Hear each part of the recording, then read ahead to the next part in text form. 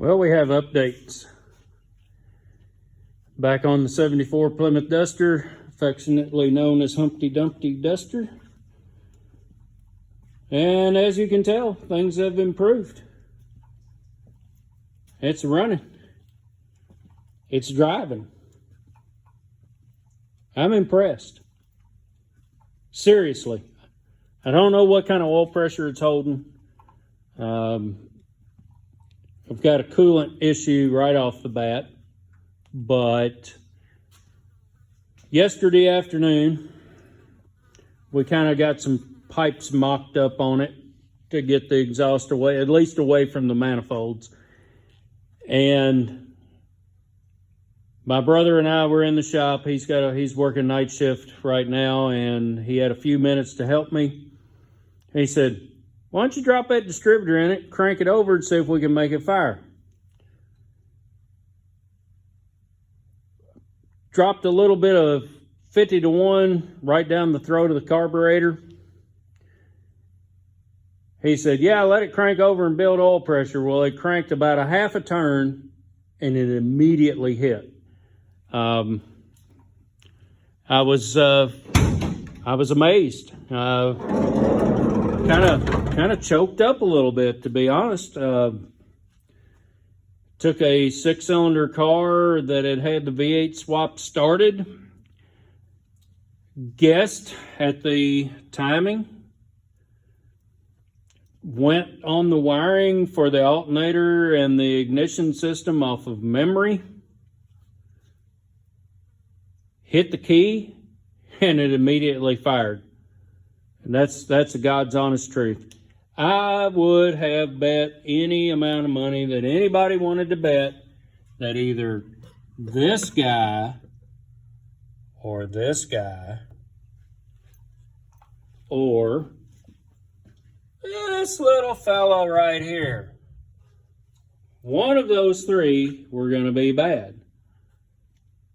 When I was a body driver on a daily basis, I carried those three items.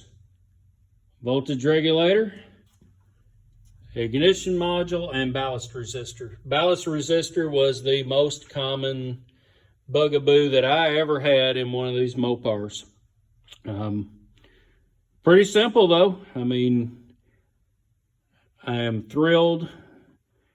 Drove the car from the shop up to my house. Got to take the wife for a ride. Missed the goal for the first ride by 24 hours. That's the bad news. The good news is the look on the wife's face when she was able to get in a blue Plymouth Duster and go for a ride was priceless. All the lights work, the horn works. I got to put wiper bushings in it and some wiper blades on it.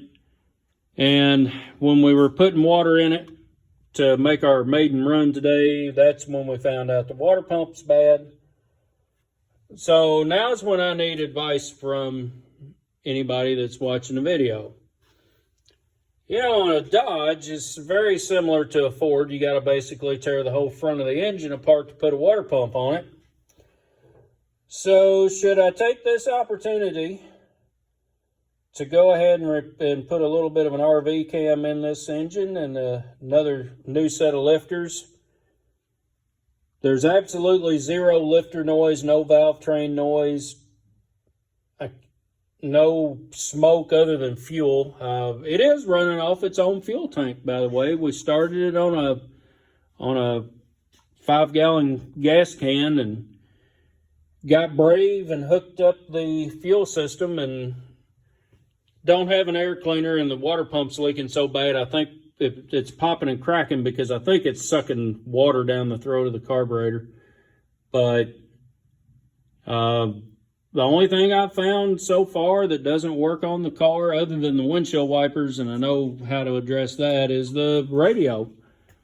Little car has the factory AM radio. So I have to agree with Derek Beery on this one.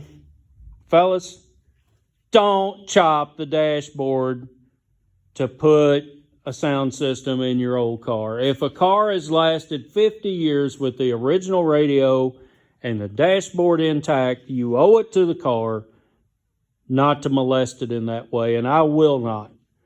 I'll figure something out at a later time for a sound system. For right now, my sound system is going to be these little fellas.